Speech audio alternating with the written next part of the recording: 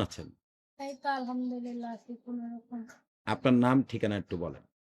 আমার নাম নুসরাত। থাকি মুন্সিগঞ্জে মুক্তারপুর।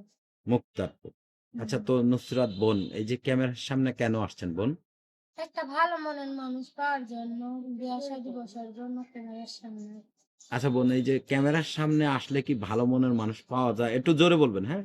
হ্যাঁ, শুনছি তো অনেক মানুষের মুখে যে প্রতিবেদন কইরা তারা বিয়া-শাদী করছে, তাদের দেখে আমিও আসছি। আচ্ছা, সবাইকে দেখে আপনিও আসছেন।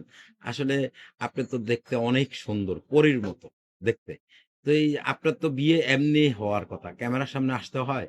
এখন সব জায়গার মানুষ তো আর ভালো না। আমাগো মধ্যে ছেলেরা তেমন ভালো না। ২ টা ৩ টা কইরা বিয়া করে। হুম। বউ কালাইয়া কালাইয়া থুয়া যায়। এর জন্য আপনাদের মানুষের ভিতরের কাছে জিজ্ঞাসা জন্য। আচ্ছা, আচ্ছা।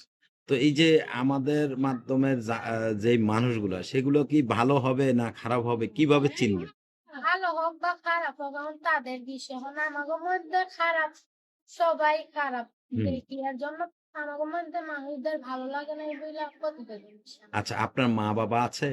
হ্যাঁ, মা আছে আরেকটা ছোট ভাই আছে। মা আছে আর ছোট ভাই আছে। হুম। আচ্ছা, আ আপনার ভাই-বোন এই ২ জনই?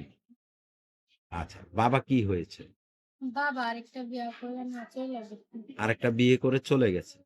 আচ্ছা, তো লেখাপড়া করেছেন? বেশি করতে পারি নাই। কতটুকু করেছেন? অল্প করছি একদম। অল্প করেছেন। হুম। আচ্ছা, তো আপনার কি বিয়ের বয়স হয়েছে? হ্যাঁ, এখন কত বয়স আপনার? 18।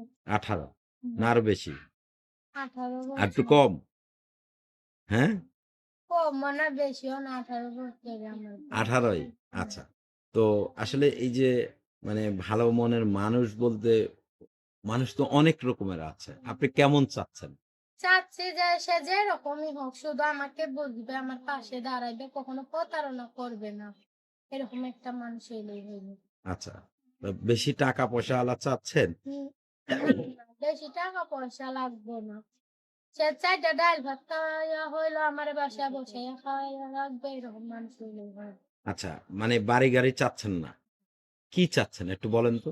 একটা সুন্দর মনের মানুষ যে সবসময় আমাকে বুঝবে, ৫ ওয়াক্ত নামাজ পড়ার সুযোগ কইরা দিবে। এরকম একটা মানুষ হইলেই হয়।